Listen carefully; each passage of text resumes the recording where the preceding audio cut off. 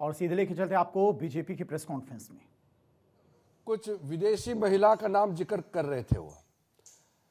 अब चुनाव के समय वो विदेश जाता है, पार्लियामेंट चलते समय राहुल गांधी छुपके से कंबोडिया निकल जाता है, थाईलैंड निकल जाता है। बिहार में चुनाव प्रचार चल रहा है, वो कोलंबिया चले गए।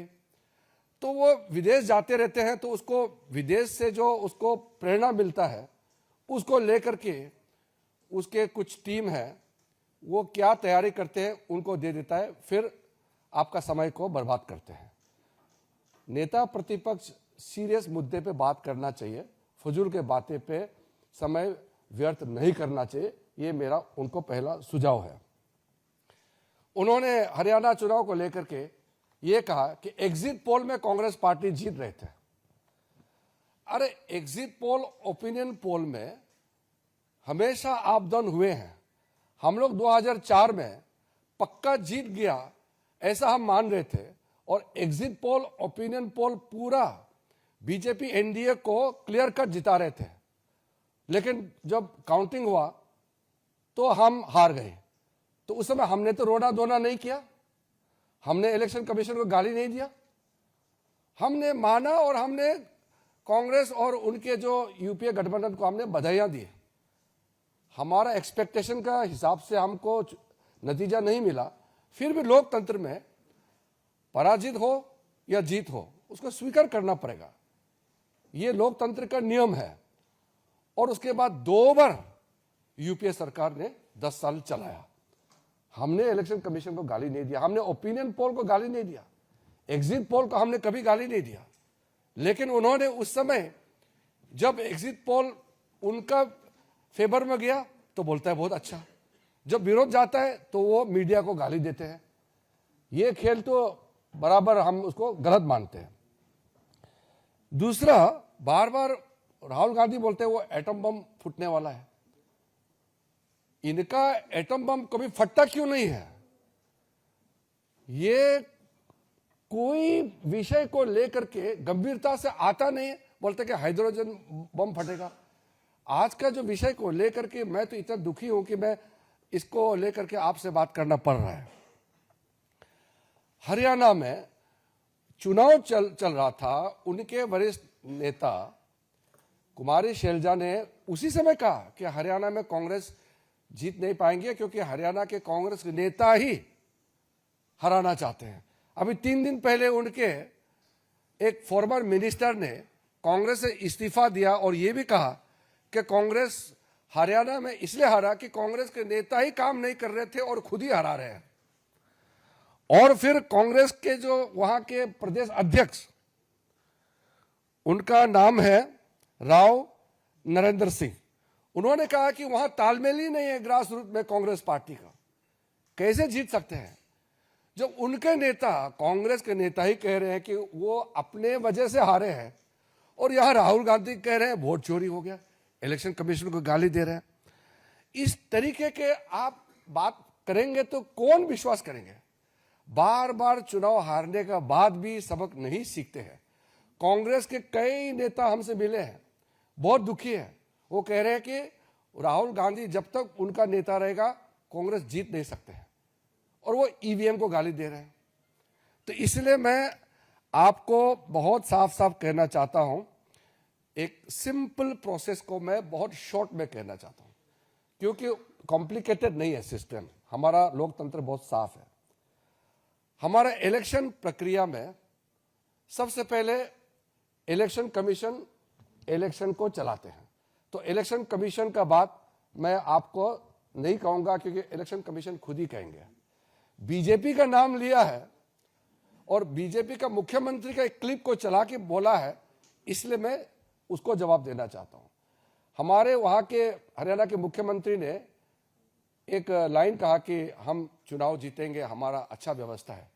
व्यवस्था मतलब क्या है? बीजेपी, हमारा डिसिप्लिन, हमारा काडर, हमारा जो कार्यकर्ता, हमारा नेता का समर्पण, हमारा कार्यकर्ताओं का त्याग, ये है हमारा व्यवस्था, ये है हमारा ताकत। इसी से हम विश्वास से कहते हैं कि हम चुनाव जीतेंगे। हम 24 घंटे दौड़ते रहते हैं, मैंने भी अपना जिंदगी में 3-3, 4-4 महीने गांव घर नहीं देखे हुए अलग अलग जगह में पैदल चलते थे। ये हम लोग का सिस्टम है बीजेपी का, ये हमारा व्यवस्था है।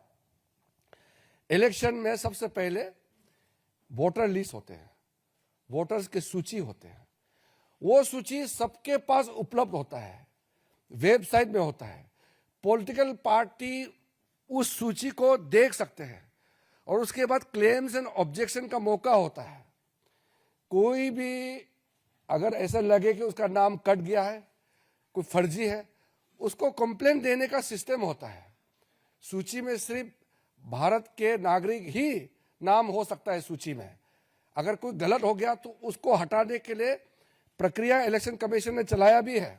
अभी एसआईआर जो कर रहे हैं वो वोटर लिस्ट शुद्धिकरण के लिए होता है। तो अगर बिहार में सब लोग खुश है कि हाँ हम जेन्युइन वोटर है, मेरा नाम सूची में है, कोई कंप्लेन नहीं है।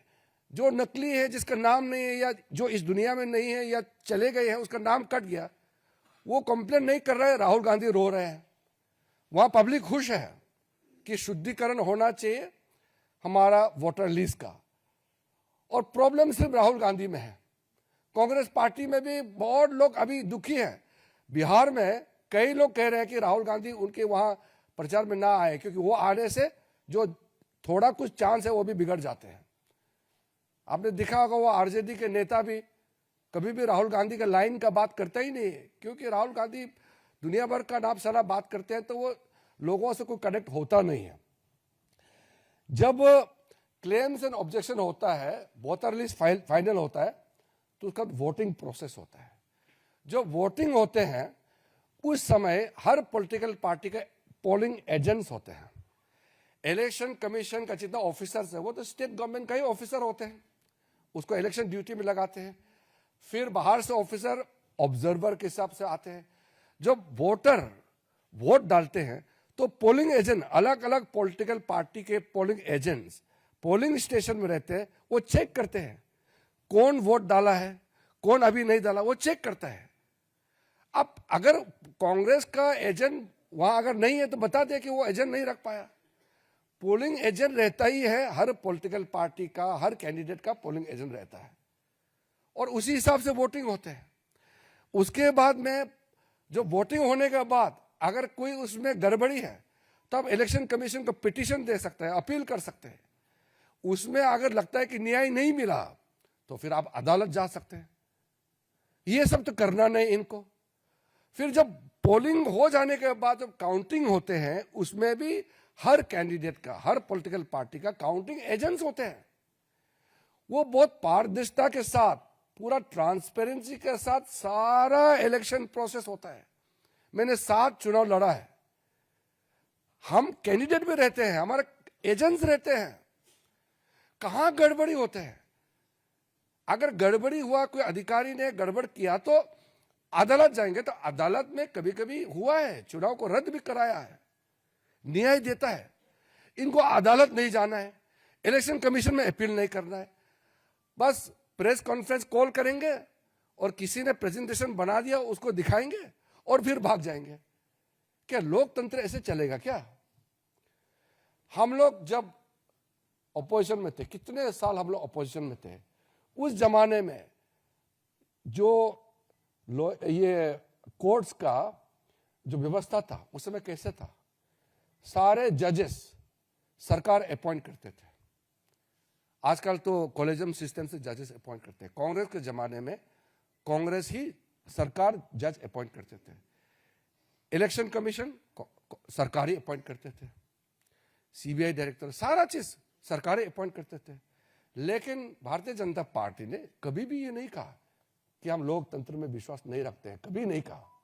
हम संघर्ष करते रहे, लगातार संघर्ष करते रहे और हमने जीत प्राप्त किया, लोगों का विश्वास प्राप्त किया है। हमने कभी भी अदालत को गाली नहीं दिया, हमारा पार्टी ने कभी भी इलेक्शन कमीशन को गाली नहीं दिया। हमने लोकतंत्र की व्यवस्था को हमने सवाल नहीं उठाया। अगर कहीं गलती हुई है तो उसके लिए अदालत जाना है तो भी हम लोग जाते थे, पिटीशन देने थे, इलेक्शन कमीशन को देते थे।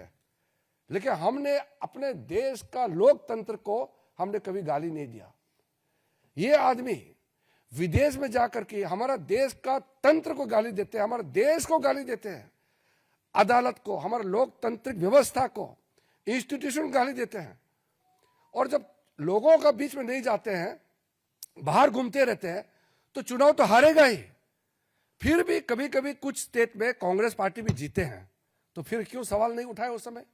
तेलंगाना में कैसे सरकार में आए कांग्रेस, कर्नाटक में, हिमाचल में, पंजाब में आम आदमी कैसे जीते, तमिलनाडु में, केरल में अपोजिशन पार्टी के लोग लगातार कितने बार जीते हैं?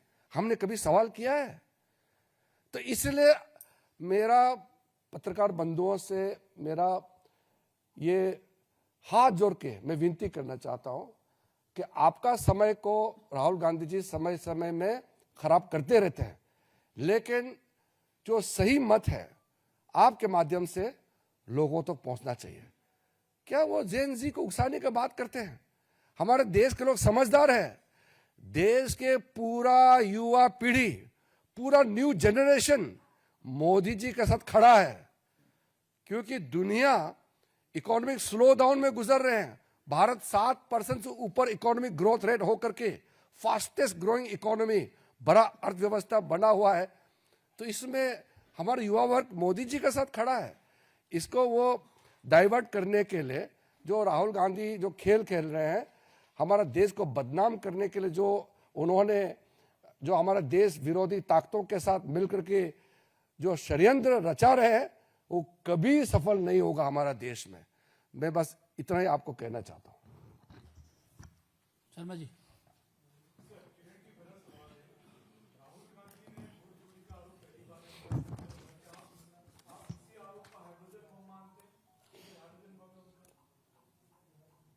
कांग्रेस पार्टी जो कांग्रेस की विफलता को राहुल गांधी के सर में फोड़ने के बजाय ईवीएम को फोड़ रहे हैं। वोट चोरी का क्या अर्थ होता है? खुद को इतने साल उनके परिवार इस देश को चलाया, तो क्या वोट चोरी से ही चलाया था क्या?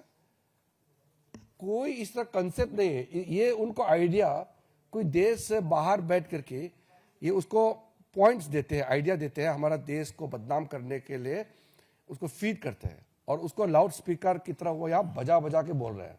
ऐसा कोई चीज है ही नहीं। हम तो लोकतंत्र में और लोकतांत्रिक व्यवस्था में विश्वास करने वाले लोग हैं। हम लोग मामूली मेहनत करते हैं क्या? आज मैं मंत्री हूं, प्रधानमंत्री जी कार्यक्रम चलाते हैं, जन जन तक पहुंचाने के लिए हम लोग दिन रात दौड़ते हैं। यही व्यवस्था है, हम इसी में विश्वास करते हैं, तभी तो लोग मोदी जी का विश्वास करते हैं। मोदी जी का हर काम लोगों तक तो पहुंच रहे हैं, दुनिया देख रहा है। कल भी एक देश का प्रधानमंत्री जी ने कहा कि विश्व में मोदी जी का नेतृत्व को सब मानने लगा है। दुनिया कह रहा है ये चुनाव हारते हैं और खुद को बदनाम करने का जगह सिस्टम को वो बदनाम करते हैं। कोई इस तरह का वोट चोरी का कंसेप्ट है ही नहीं है। वो उसके दिमाग में किसने ठोस के घुसाया हुआ है? देवेंद्र प्रासर जी।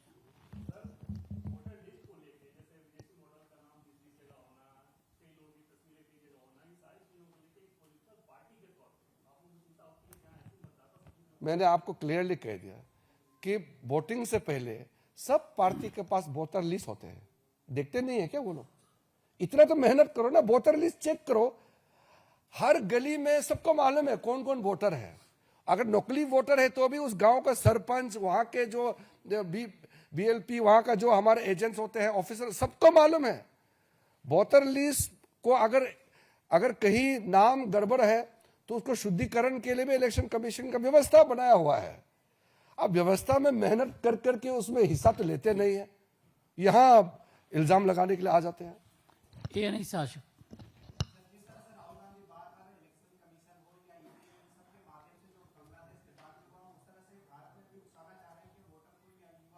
वो तो मैंने आपको अभी भी कह दिया कि भारत के युवा समझदार है और वो मोदी जी के साथ खड़ा है। ऐश्वर्या पालीवाल।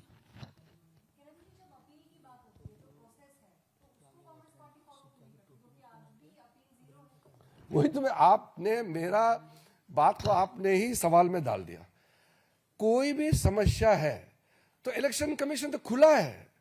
कहीं भी एक भी नाम अरे या कोई भी घटना ऐसा है जिसको कांग्रेस पार्टी को लगता है कि अपील करना चाहिए तो इलेक्शन कमीशन में अपील कर सकते हैं। वहां न्याय नहीं मिलता है, उसको लगता है तो अदालत जा सकता है। वो अदालत को विश्वास नहीं करते हैं, सिस्टम को नहीं मानते हैं, खुद का विफलता को ईवीएम और इलेक्शन कमीशन के सर में फोड़ते रहते हैं। ये कोई बात नहीं हुआ। मोहित